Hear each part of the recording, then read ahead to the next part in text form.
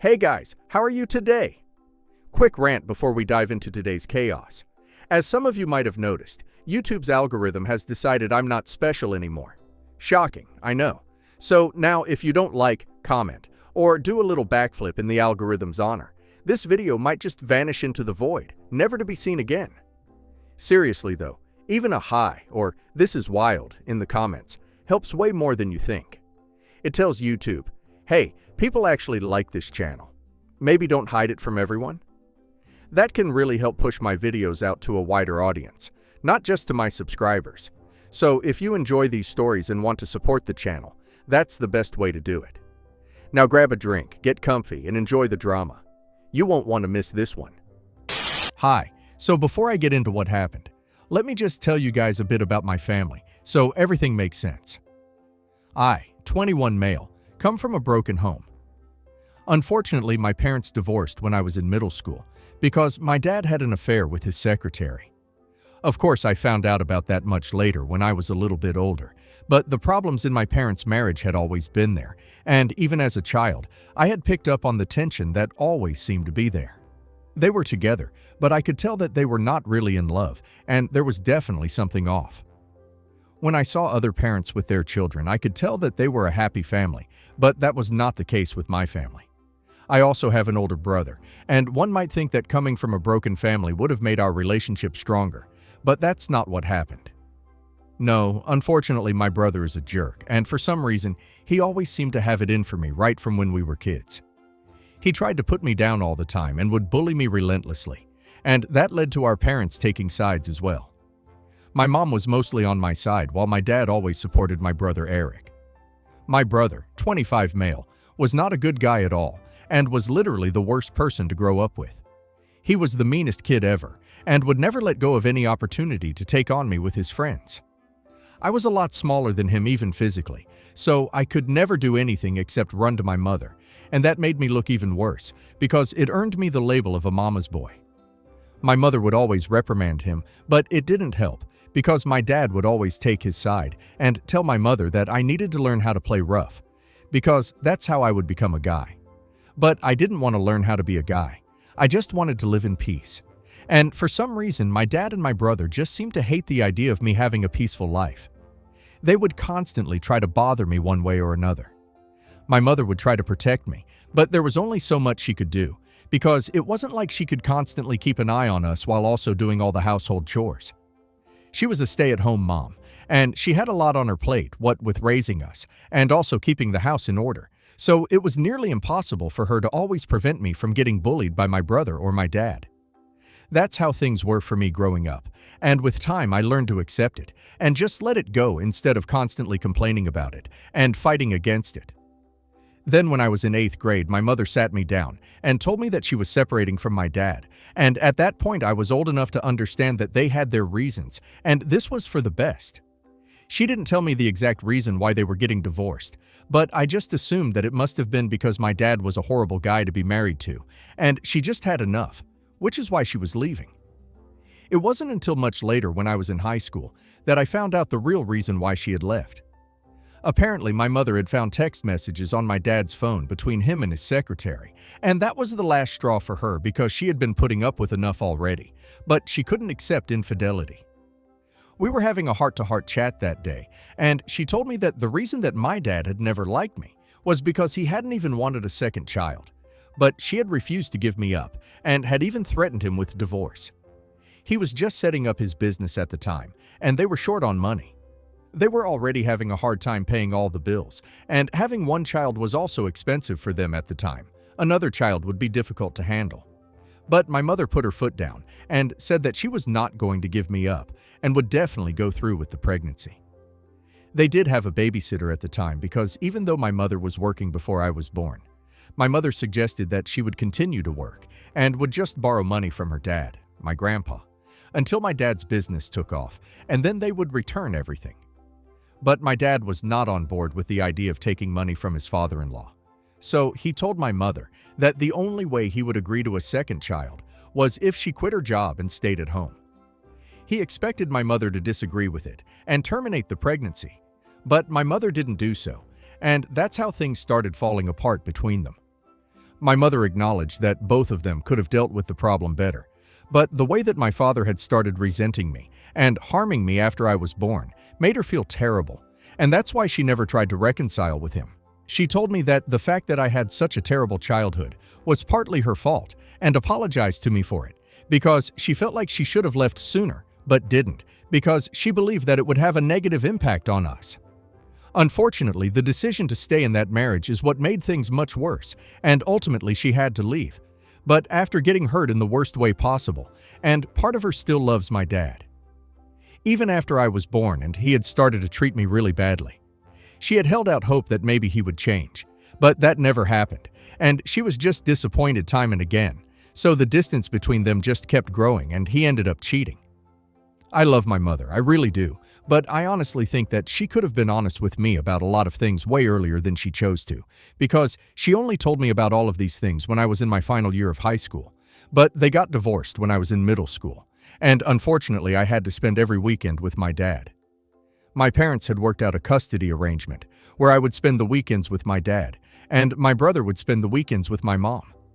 It worked because I hated spending time with my dad, and I hated my brother even more. So I had made it very clear in the divorce that I did not want to be with my dad at the same time as my brother, because that would be a total nightmare. My mother agreed with it, so she got her lawyer to work out the terms, and even though my dad was not happy about it, because he believed that it was important for me to bond with my brother, I thought that it was impossible for me to bond with a monster like him. So thankfully my mother had taken my side and worked out an arrangement where I had to spend the bare minimum of my time with my dad and my brother. And I mostly just grew up with her. But despite that, we would spend the holidays together, and that would always be terrible, because after his divorce, my dad started dating his secretary, and my mother wasn't able to stand it. He had the good sense never to bring her around when we would meet for the holidays, but my mother knew the truth, and she hated it, so the holidays would always be tense. But we had to get through it somehow, because my dad wanted it, and my mother had to agree because she had already put a lot of distance between my dad, my brother, and me. And this was the bare minimum that she could do, so we could still at least pretend that we were family and were related by blood, and that is why we would try to get along.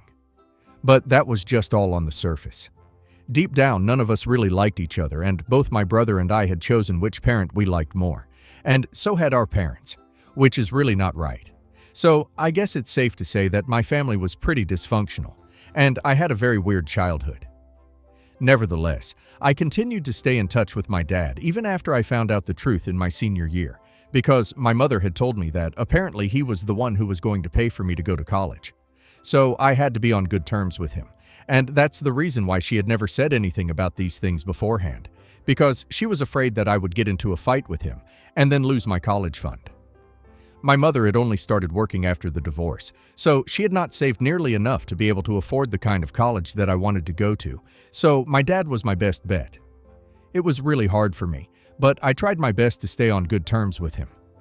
It all turned out to be pretty futile though, because apparently I never even had a college fund to begin with, and my dad continued to mistreat me and talk down to me. But a couple of months before I was supposed to graduate, a few of my friends and I decided to start our own business instead of going to college. It was a huge risk that we were taking because all of us were just 18 and had very little prior experience. But we were really passionate about what we wanted to do, and we didn't think that going to college would increase our chances of getting successful quicker. It was just a leap of faith that we would have to take. I was the one who had the idea of starting our own business, and even though we were just joking about it at first, we quickly made up our minds that this was what we wanted to do. It was going to be a clothing and accessories business because we kind of wanted to revolutionize the space, since most of the clothing and accessory stores in our neighborhood were mostly either mass-produced products from big corporations or small businesses that didn't really understand how teenagers wanted to dress and look. So my friends and I had been having a really difficult time finding stuff to wear that we could be our authentic selves in, and we got stuck wearing either really old stuff that we had to thrift or ended up looking like our dads.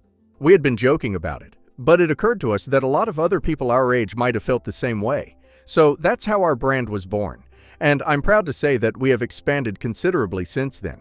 And I'm glad that I took that risk without bothering to go to college, because I think we did pretty well for ourselves. It was me and 3 of my friends who brainstormed for months and came up with a business plan. It was already decided that the two of us would try to design the clothes, which would not be difficult, since most of us were already pretty good at art and stuff like that, and were interested in fashion. And the other two would focus more on the business aspect of things. So I was supposed to start looking for investors, which was going to be difficult, because we were just a bunch of 18-year-old teenagers with barely any experience and no college degree. We didn't have a fashion degree, and neither did we have a business degree. All we had was vision. It sounds idealistic, but we were stubborn and had already made up our minds. For a few weeks, I didn't tell anybody about this, but then I couldn't keep it a secret from my mother any longer, so I told her everything.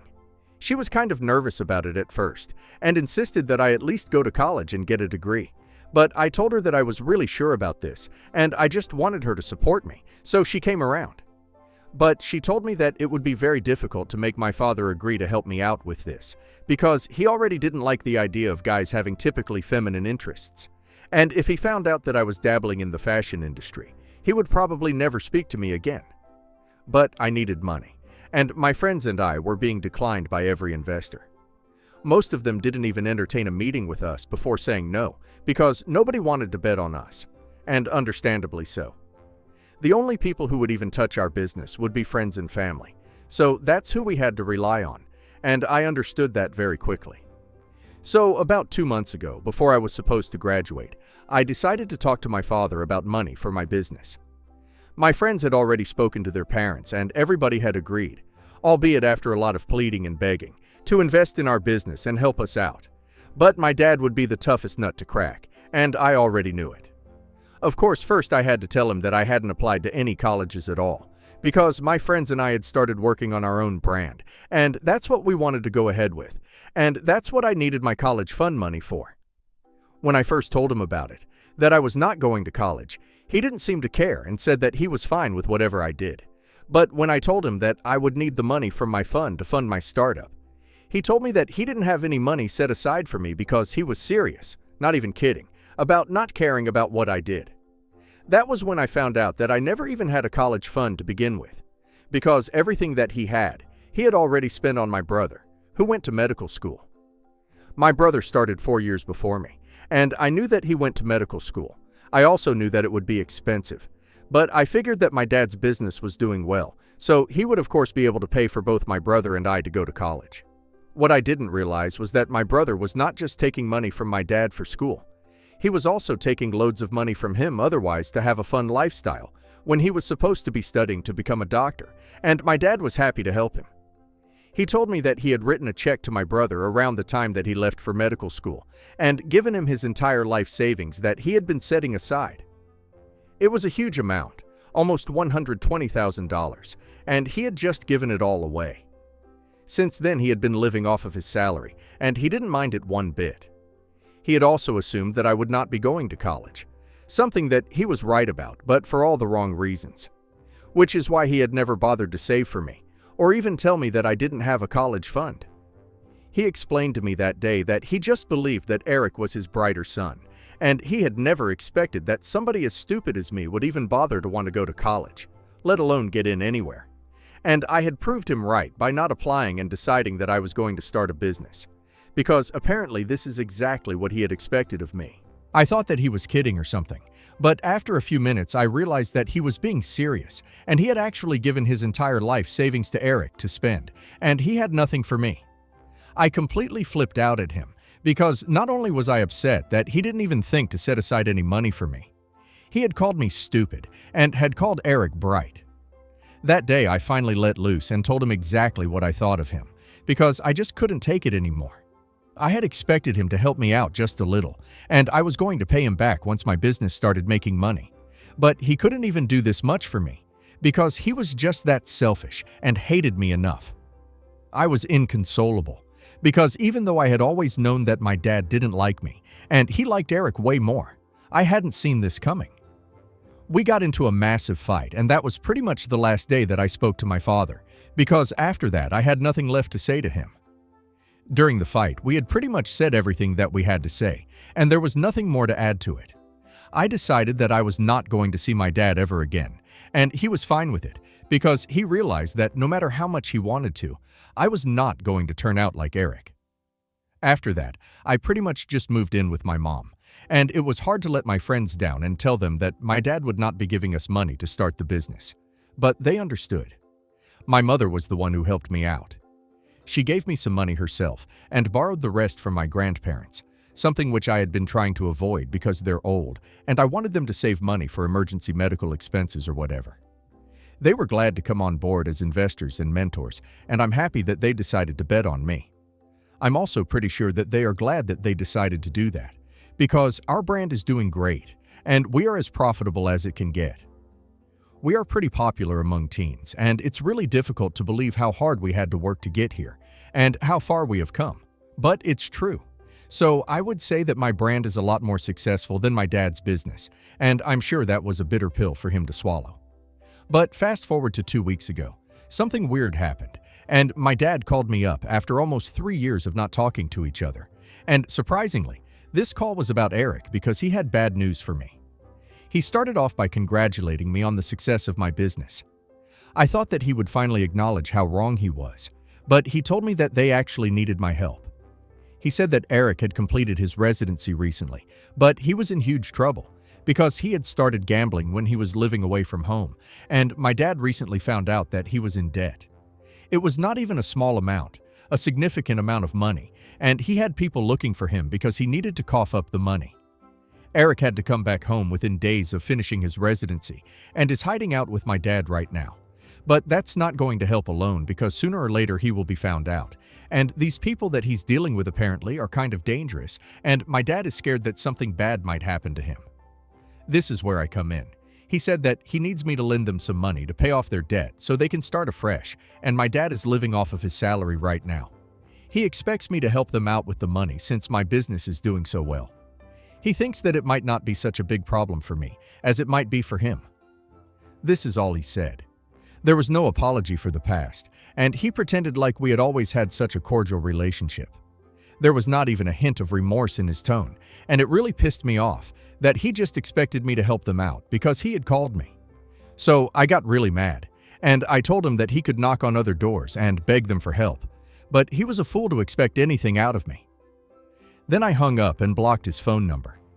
After that, I got a few calls from an unknown number, and I figured that it must have been my brother, so I blocked him as well, so they would not have any way to access me.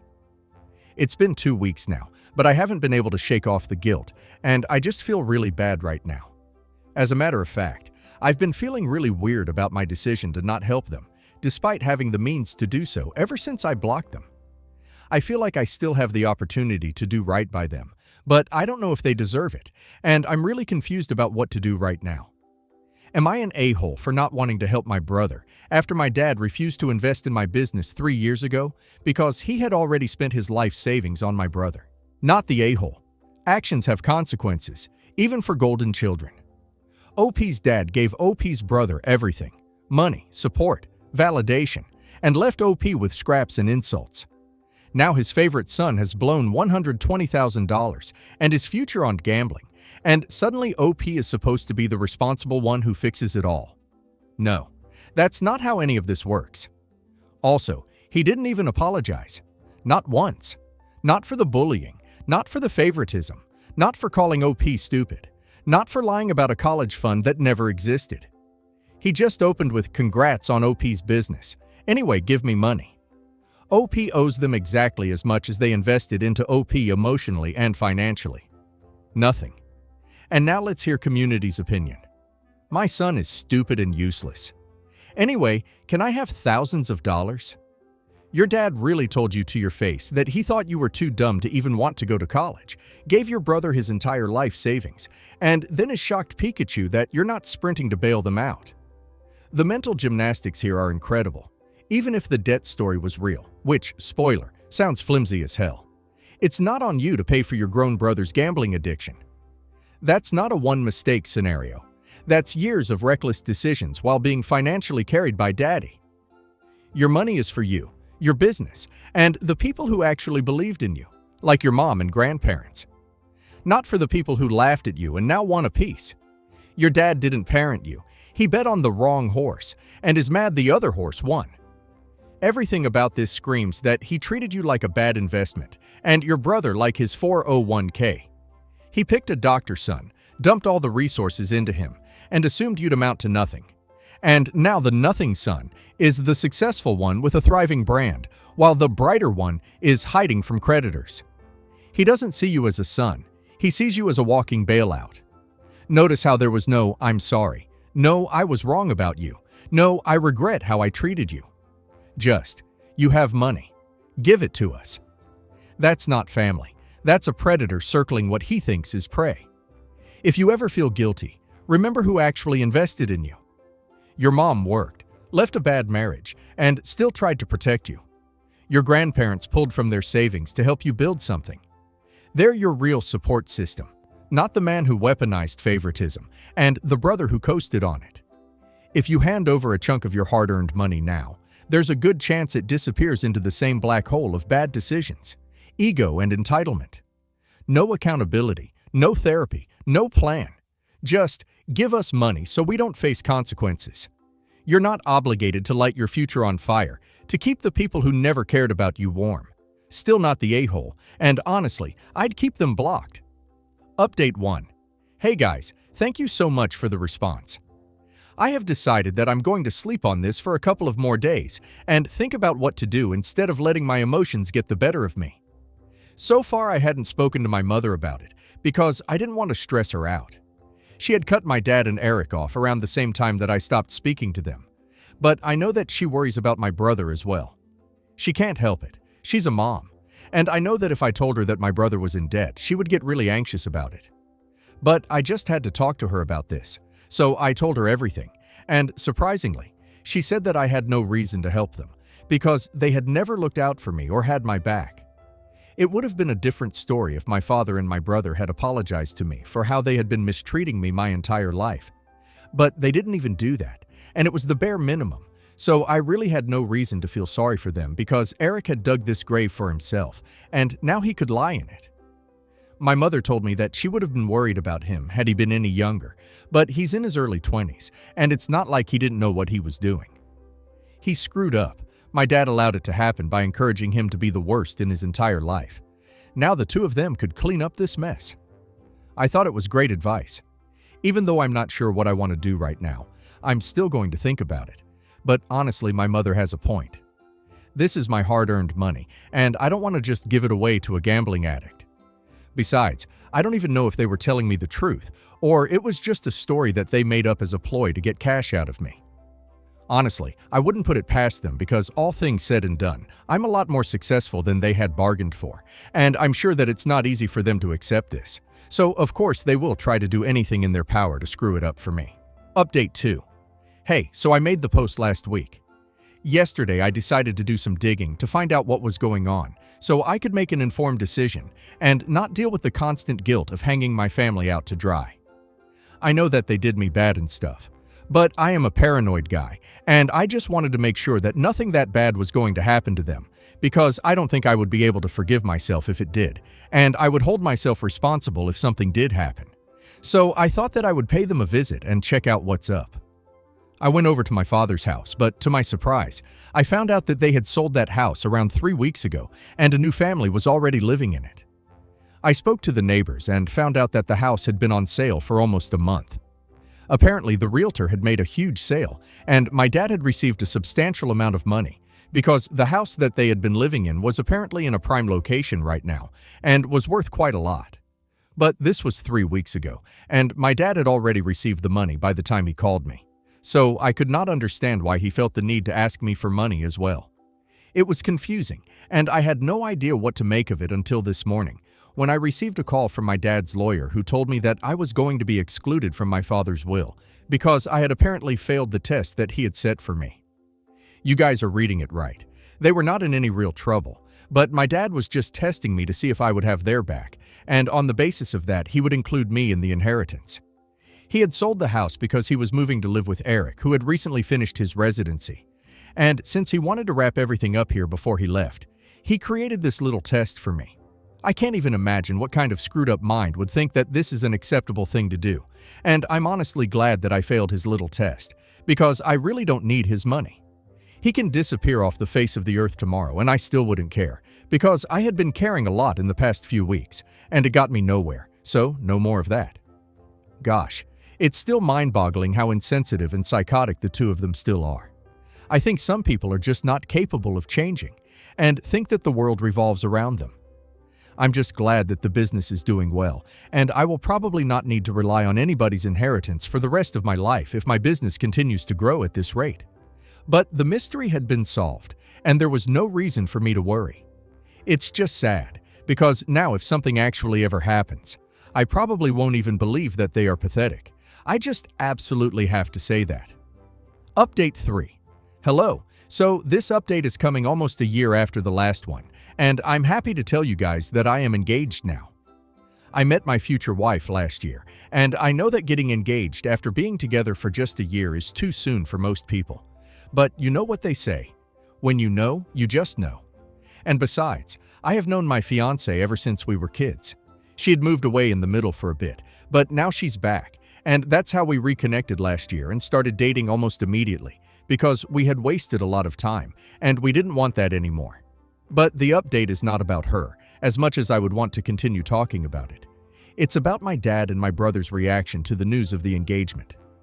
For some reason, they felt the need to reach out to me via email and inform me that while they were happy for me and my fiancé, they would not be attending the wedding because they think that it's inappropriate for them to be present at an event where the host doesn't even like or respect them. So they wish me the best. They will not be attending any of the wedding festivities. My mom, my fiancé, my friends, and pretty much everyone I know read that email because I forwarded it to them, and we had a good laugh about it. It was bold of them to even assume that they would be invited. But nevertheless, it's good to see that they haven't changed a bit and still think that the world revolves around them. At least it keeps us entertained, that's for sure.